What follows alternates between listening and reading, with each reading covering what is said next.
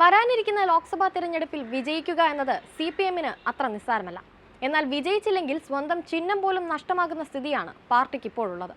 Party വേരോടാൻ ആകപ്പാടെ ഒരു സാധ്യതയുണ്ടെങ്കിൽ അത് കേരളത്തിൽ മാത്രമാണ് എന്നതും മറ്റൊരു വസ്തുതയാണ്. അതുകൊണ്ടൊക്കെ തന്നെയാണ് സിപിഎമ്മിന് ഈ ലോക്സഭാ തെരഞ്ഞെടുപ്പ് നിർണായകമായി മാറുന്നത്. നിശ്ചിത ശതമാനം വോട്ടോ എംപിമാരെയോ നേടാനായില്ലെങ്കിൽ അരിവാൾ ചുറ്റിക നക്ഷത്ര ചിഹ്നത്തിന് പകരം തെരഞ്ഞെടുപ്പ് കമ്മീഷൻ തരുന്ന ഏതെങ്കിലും ചിഹ്നത്തിൽ മത്സരിക്കേണ്ടി വരുമെന്ന സിപിഎം നേതാവ് എ.കെ. ബാലന്റെ പ്രസംഗത്തിൽ ഈ മുന്നറിയിപ്പാണുള്ളത്. മികച്ച പ്രകടനം കാഴ്ചവെച്ചില്ലെങ്കിൽ ദേശീയ പാർട്ടി പദവി സിപിഎമ്മിന് നഷ്ടപ്പെടുമെന്ന കാര്യം ഉറപ്പാണ്. 2004-ൽ 43 എംപിമാരുണ്ടായിരുന്ന സിപിഎമ്മിന് ഇപ്പോഴുള്ളത് 3 എംപിമാർ. ബംഗാളിലും ത്രിപുരയിലും കേരളത്തിലും ഭരണമുണ്ടായിരുന്ന പാർട്ടിക്ക് നിലവിൽ ഭരണം കേരളത്തിൽ മാത്രം. ഏറെ പ്രതീക്ഷയുള്ള കേരളത്തിൽ പരമാവധി നേട്ടമുണ്ടാക്കാനാണ് സിപിഎം ശ്രമം. ദേശീയ പാർട്ടി സ്ഥാനം നിലനിർത്തണമെങ്കിൽ 3 സംസ്ഥാനങ്ങളിൽ നിന്നായി 11 പേരെ ലോക്സഭാ തെരഞ്ഞെടുപ്പിൽ വിജയിപ്പിച്ചെടുക്കുകയോ 4 സംസ്ഥാനങ്ങളിൽ സംസ്ഥാന പാർട്ടി സ്ഥാനമോ വേണം.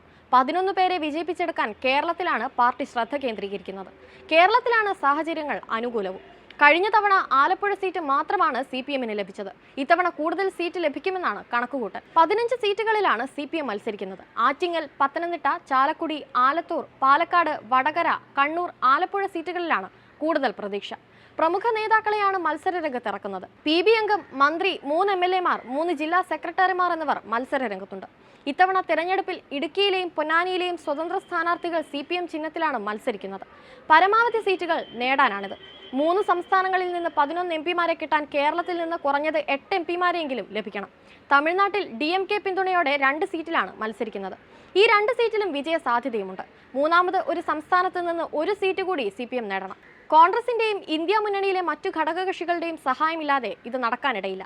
4 സംസ്ഥാനങ്ങളിൽ സംസ്ഥാന പാർട്ടി അംഗീകാരമുണ്ടെങ്കിൽ ദേശീയ പാർട്ടി പദവി നിലനിർത്താം. ഇതിനായി പോൾ ചെയ്ത വോട്ടിൽ 6% നേടണം. ഇല്ലെങ്കിൽ 25 MLA-മാർക്ക് ഒരു പാർലമെന്റ് അംഗം ഉണ്ടാകണം.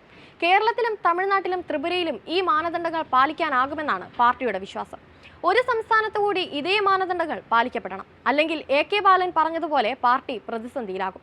2019-ലെ ലോക്സഭാ തെരഞ്ഞെടുപ്പിൽ സിപിഎം മത്സരിച്ചത് 71 സീറ്റിലാണ്. ജയിച്ചത് 3 സീറ്റിൽ. കേരളത്തിൽ 1 സീറ്റും തമിഴ്നാട്ടിൽ 2 സീറ്റും ബംഗാളിൽ കഴിഞ്ഞ ലോക്സഭാ തെരഞ്ഞെടുപ്പിൽ 1 സീറ്റും ലഭിച്ചിട്ടില്ല. 2004-ന് മുൻപ് ശരാശരി 30 സീറ്റ് നിലനിർത്താൻ കഴിഞ്ഞ പാർട്ടിയാണ് 3-ലേക്ക് ഒതുങ്ങിയത്. 1952-ൽ കമ്മ്യൂണിസ്റ്റ് പാർട്ടിക്ക് പാർലമെന്റിലുണ്ടായിരുന്നത് 16 സീറ്റ്.